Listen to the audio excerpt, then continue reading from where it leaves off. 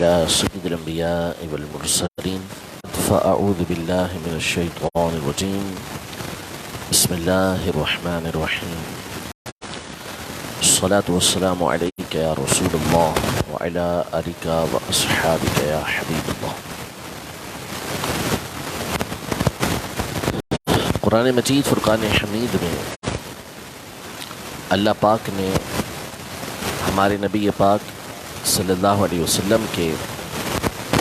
صحابہ کرام علیہم رضوان جو نبی پاک صلی اللہ علیہ وسلم کی صحبت میں رہے، ان کے فضائل، ان کی تعریفیں، ان کے کارنامے یہ خود ذکر فرمائے ہیں، اور ان کے لیے کیا کیا اللہ پاک نے انعامات رکھے ہیں انہیں قرآن پاک میں اللہ پاک نے ذکر کیا ہے، اور حدیث پاک میں نبی پاک صلی اللہ علیہ وسلم نے ذکر فرمایا ہے۔ قرآن پاک میں اللہ پاک نے یہ ارشاد فرمایا کہ کُلًّا وعد اللہ الحسنى، جتنے بھی صحابہ ہیں سب سے اللہ پاک نے جنت کا وعدہ فرما لیا ہے کہ سب کو جنت عطا فرمائے گا، کیونکہ ان کو یہ شرف حاصل ہوا ہے، ان کو اللہ نے یہ مقام دیا ہے کہ انہوں نے نبی پاک صلی اللہ تعالیٰ علیہ وآلہ وسلم کے پاس رہنے اور نبی پاک صلی اللہ علیہ وسلم کی زیارت کرنے کا شرف حاصل کیا ہے۔ ان صحابہ کرام علیہم رضوان کی تعریفیں جہاں قرآن پاک میں ہیں، احادیث مبارکہ میں ہیں، علماء یہ ارشاد فرماتے ہیں کہ جب ان کی سیرت پر ہم غور کرتے ہیں، جب ان کے حالات ہم پڑھتے ہیں، تو خود ان کے حالات اور سیرت، ان کی اسلام میں جو پختگی تھی، جو مضبوطی تھی، اور اسلام کے لیے جو قربانیاں تھیں وہ خود گواہی دے رہی ہوتی ہے۔ ان کے حالات بتاتے ہیں کہ انہوں نے اسلام کے لیے کیسے کٹھن وقت کے اندر قربانیاں دی۔ آپ تصور کریں کہ آج سے اگر ہم 1450 سال پیچھے چلے جاتے ہیں تو نبی پاک صلی اللہ علیہ وسلم کی بالخصوص جو مکی زندگی ہے، آپ علیہ الصلوۃ والسلام نے مکہ مکرمہ میں جو زندگی گزاری، تو اسے ہم دیکھیں تو حالات ہمارے سامنے ہیں کہ کس طرح نبی پاک صلی اللہ علیہ وسلم پر، آپ کے گھرانے پر، آپ کے صحابہ پر کفار کے ظلم و ستم بڑے ہوئے تھے، اور اسلام لانا اس وقت کوئی آسان کام نہیں تھا۔ ہر طرح سے کفار کو، کافروں کو یہ قوت حاصل تھی، تسلط حاصل تھا، وہ یعنی دنیاوی اعتبار سے ہر طرح سے مسلمانوں سے بڑھ کر تھے۔ اب ایسے میں نبی پاک صلی اللہ علیہ وسلم پر ایمان لانا اور پھر جو کچھ نبی پاک صلی اللہ علیہ وسلم ارشاد فرمائے، اللہ کا حکم آئے، اسے تسلیم کر لینا۔ یعنی آج تو ہم دنیا کے اندر 1.5 ارب سے زیادہ مسلمانوں کو دیکھ رہے ہیں، دنیا کے کونے کونے میں اسلام پہنچا ہوا ہے، ہر جگہ اسلام کی سربلندی ہے، اسلامی احکام کی سربلندی، اگرچہ مسلمان جو ہے وہ نیچے ہیں، لیکن اسلامی احکام کی جو حقانیت ہے، ان کا جو سچا ہونا ہے وہ ہر ایک پر واضح ہے۔ مسلمان اپنے اعمال کی وجہ سے اس طرح سے دنیا میں ذلیل و خوار ہیں، لیکن جب بھی کوئی اسلامی تعلیمات پر غور کرتا ہے تو وہ انصاف کے ساتھ اس بات کا فیصلہ کرتا ہے کہ اسلام کی تعلیمات یہ بلند و بالا ہے، اور اسی وجہ سے کثرت کے ساتھ غیر مسلم یہ اسلام کو قبول کرتے چلے جاتے ہیں۔ تو آج تو یہ ساری چیزیں ہمارے سامنے ہیں، لیکن اگر ہم اس دور کے اندر جاتے ہیں جس میں چند افراد مسلمان ہوتے ہیں اور ان کو بھی بری طریقے سے دبایا جاتا ہے، ایسے موقع پر نبی پاک صلی اللہ علیہ وسلم پر ایمان لانا اور آپ کے لیے ہر طرح کی قربانیاں دینا، یہ یقیناً بہت بڑی بات ہے۔ ٹھیک ہے، کوئی کمپنی بنتی ہے، اس کی اب بہت بڑی کمپنی بن گئی، وہ دنیا میں اس نے اپنا نام بنا لیا، اب اس میں کوئی شامل ہوتا ہے اور اس کے لیے محنت کرتا ہے تو اس کی اپنی جگہ ہے، اپنے ایفرٹ اس کی اپنی جگہ پر ہے، اس کی محنت اس کی اپنی جگہ پر ہے، لیکن جنہوں نے اس کی بنیاد رکھی اور ابتدا میں اس کے لیے قربانیاں دیں اور کوشش کر کے اس کمپنی کو اس مقام پہ پہنچایا، ان کا مقام الگ ہوتا ہے۔ تو اسی طرح ہمارے صحابہ کرام علیہم رضوان نے جس انداز میں دین اسلام کے لیے ہمارے دین کے لیے قربانیاں دی، ان کا مقام و مرتبہ ہی جدا کرنا ہے۔ تو ان صحابہ کرام علیہم رضوان میں جن ہستیوں کو اللہ پاک نے بلند و بالا مقام و مرتبہ عطا فرمایا، ان میں سے وہ ہستیاں ہیں جو اسلام کے سب سے پہلے معرکے کے اندر جو کفر کے ساتھ ہوا، یعنی غزوہ بدر کی جنگ کے اندر جو صحابہ کرام علیہم رضوان شریک ہوئے، ان کو اللہ پاک نے دیگر صحابہ کرام علیہم رضوان کے مقابلے میں فضیلت عطا فرمائی ہے۔ بہت ساری فضیلت احادیث طیبہ میں ہیں، بخاری شریف میں ہیں کہ ایک مرتبہ حضرت سیدنا جبریل امین علیہ السلام یہ نبی پاک صلی اللہ علیہ وسلم کی بارگاہ میں حاضر ہوئے اور حاضر ہو کر عرض کی کہ آپ اپنے درمیان جو بدر والے لوگ ہیں، بدر کے جو صحابہ ہیں جنہوں نے شرکت کی تھی، ان کو آپ کیسا سمجھتے ہیں؟ تو نبی پاک صلی اللہ علیہ وسلم نے فرمایا کہ من افضلہم، ہم ان کو اپنے درمیان افضل ترین افراد سمجھتے ہیں، یعنی دیگر صحابہ کے مقابلے میں ان کا مقام و مرتبہ زیادہ ہے۔ تو جبریل امین نے عرض کی کہ چونکہ اللہ پاک نے میدان بدر میں مدد کے لیے فرشتوں کو بھیجا تھا، تو جبریل امین کہتے ہیں کہ جن فرشتوں کو اللہ پاک نے بدر میں بھیجا تھا، ہم بھی ان کو دوسرے فرشتوں سے افضل سمجھتے ہیں کہ ان کو اللہ پاک نے یہ شرف عطا کیا کہ یہ مسلمانوں کی مدد کے لیے پہنچے تھے۔ تو یہ اسلام کا پہلا معرکہ تھا، اور ہم غور کرتے چلے جائیں تو یہ صحابہ کرام علیہم رضوان کی عظیم قربانیوں کا مظہر تھا۔ اسلام اور کفر کے درمیان یہ پہلا معرکہ، اور سب اس حوالے سے جانتے ہیں بخوبی کہ مسلمانوں کی تعداد فقط 313 کے قریب تھی، چند تلواریں تھیں، چند سواریاں تھیں،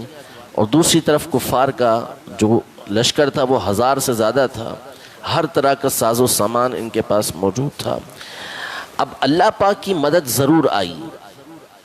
اللہ پاک نے فرمایا لَقَدْ نَصَرَكُمُ اللَّهُ بِبَدْرٍ وَأَنْتُمْ أَذِلَّةٌ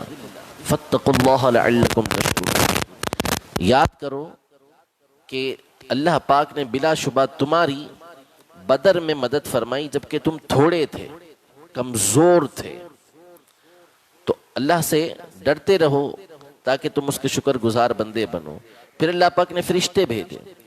3000 فرشتے بھیجے، پھر 5000 فرشتوں کے ذریعے مدد کی، وہ اپنی جگہ پر۔ لیکن ہم اگر صحابہ کرام علیہم رضوان کے حالات کو دیکھیں تو یہ کتنی بڑی بات ہے کہ بلا جو ہے وہ ساز و سامان کے کچھ بھی موجود نہیں ہے، ایسے حالات کے اندر قلیل تعداد میں، اور وہ بھی رمضان کا مہینہ، پہلی مرتبہ رمضان کا مہینہ ہے جس میں روزے فرض ہوئے ہیں، روزے کی حالت میں صحابہ کرام علیہم رضوان ان کے سامنے کھڑے ہو جاتے ہیں۔ اور اسی کو اللہ پاک نے قرآن مجید فرقان حمید میں یوم الفرقان فرمایا کہ یہ وہ دن ہے کہ جس میں اللہ پاک نے کفر و اسلام کے درمیان بالکل واضح فرق فرما دیا۔ ہوا یہ کہ مسلمان شروع سے ہی ان کو امن و سکون اور سلامتی کے ساتھ رہنے کی تعلیمات ہیں۔ قرآن پاک میں فرمائے لکم دینکم ولی دین، کہ ان لوگوں سے، کفار سے آپ کہہ دیں کہ تمہارا دین تمہارے لیے، میرا دین میرے لیے۔ یعنی یہ ابتدا کے اندر حکم یہ تھا کہ کسی بھی مسلمان کو ابتدا میں جہاد کی اجازت ہی نہیں تھی، صبر کرنا، اور ان کو بس یہ کہہ دینا ہے کہ تمہارا دین تمہارے لیے، میرا دین میرے لیے۔ یعنی ہم کسی نہ تمہاری بات کے در پہ ہوتے ہیں، نہ تمہارے پیچھے پڑتے ہیں، ہمیں اپنے اعمال کرنے دو، لنا اعمالنا ولکم اعمالکم، ہمارے اعمال ہمارے لیے، تمہارے اعمال تمہارے لیے۔ لیکن ان کا ظلم و ستم جتنا بڑھتا گیا یہاں تک کہ نبی پاک صلی اللہ علیہ وسلم کو ہجرت کرنا پڑی مدینہ منورہ کی طرف، آپ کے صحابہ کو ہجرت کرنا پڑی، لیکن وہاں بھی وہ سکون سے نہیں رہنے دیتے تھے، وہاں بھی منافقین کے ساتھ، یہودیوں کے ساتھ مل کر یہ مسلمانوں کے خلاف سازشیں کرتے۔ تو اب اللہ پاک نے مسلمانوں کو اجازت عطا فرمائی کہ اذن للذین یقاتلون بانہم ظلموا،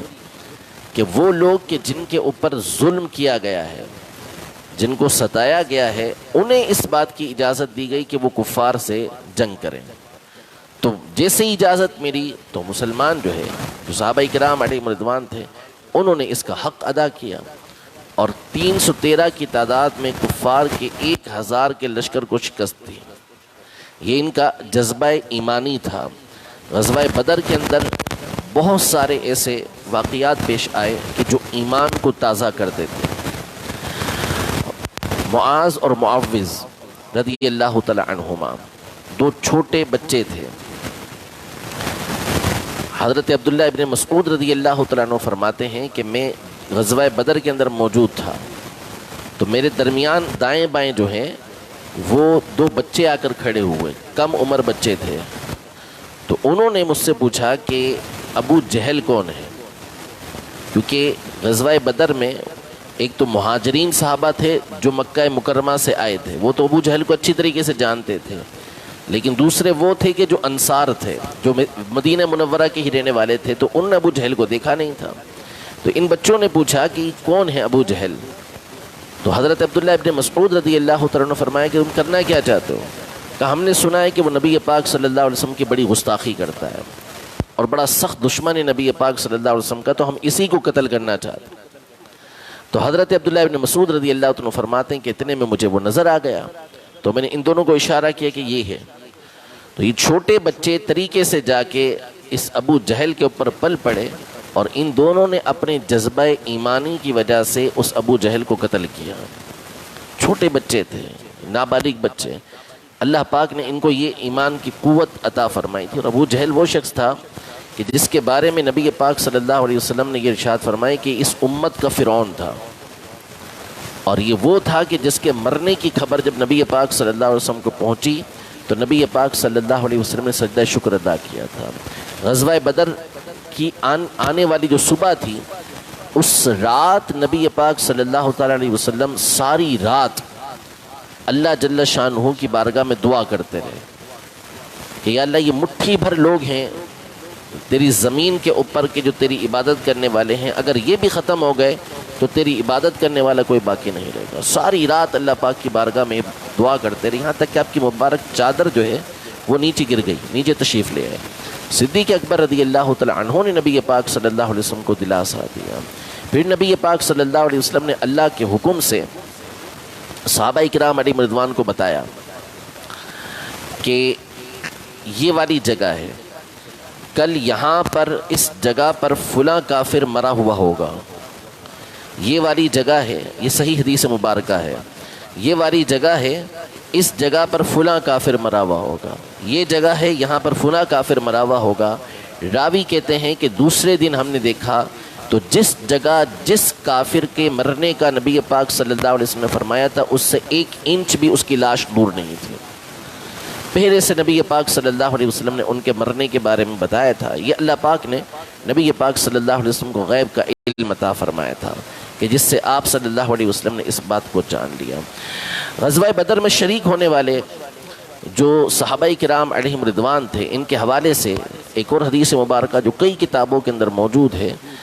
کہ اللہ پاک نے غزوہ بدر والوں کے لیے ارشاد فرمایا کہ اعملوا ما شئتم قد غفرت لکم، تم جو چاہے عمل کرتے رہو، میں نے تمہاری مغفرت فرما دی ہے، میں نے تمہاری مغفرت فرما دی ہے. اور ایک حدیث پاک میں نبی پاک صلی اللہ علیہ وسلم فرمایا کہ فلاں جو ہے وہ بدر کے اندر شریک ہوئے تھے اور جو بدر کے اندر شریک ہوا ہے اس کو جہنم کی آگ چھوئے گی بھی نہیں. اور علماء یہ ارشاد فرماتے ہیں کہ بدر والے جو صحابہ کرام علیہم رضوان ہیں، جو شخص ان کے وسیلے سے اللہ جل شانہ کی بارگاہ میں دعا کرتا ہے،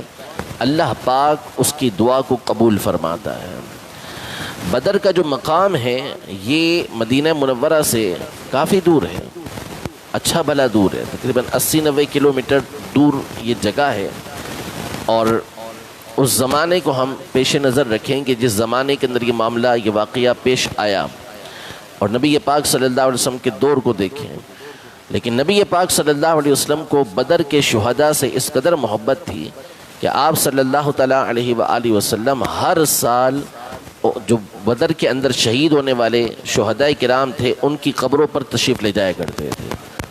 ان کو سلام پیش کیا کرتے تھے، ان کے لیے نبی پاک صلی اللہ علیہ وسلم دعا کیا کرتے تھے۔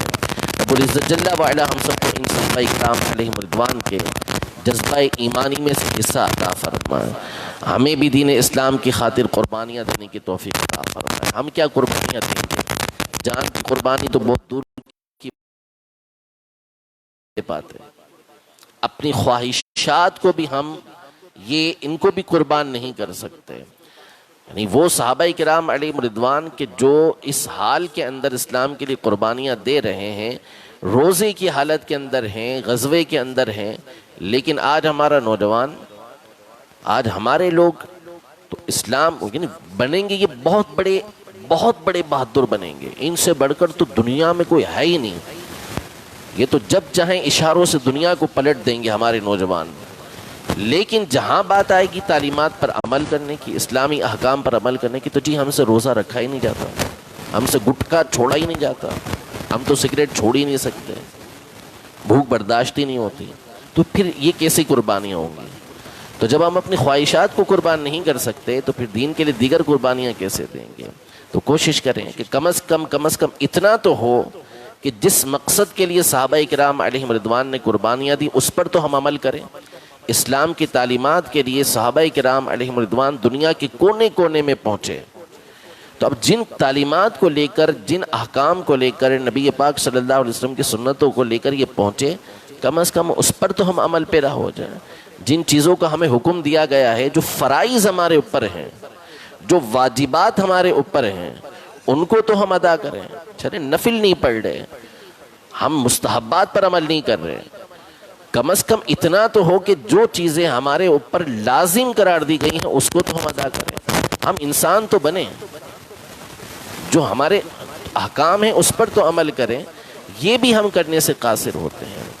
اللہ رب العزت جل وعلا ہم سب کو توفیق عطا فرمائے۔ ایک چھوٹی سی بات مزید آخر میں عرض کرتا ہوں کہ ہمیشہ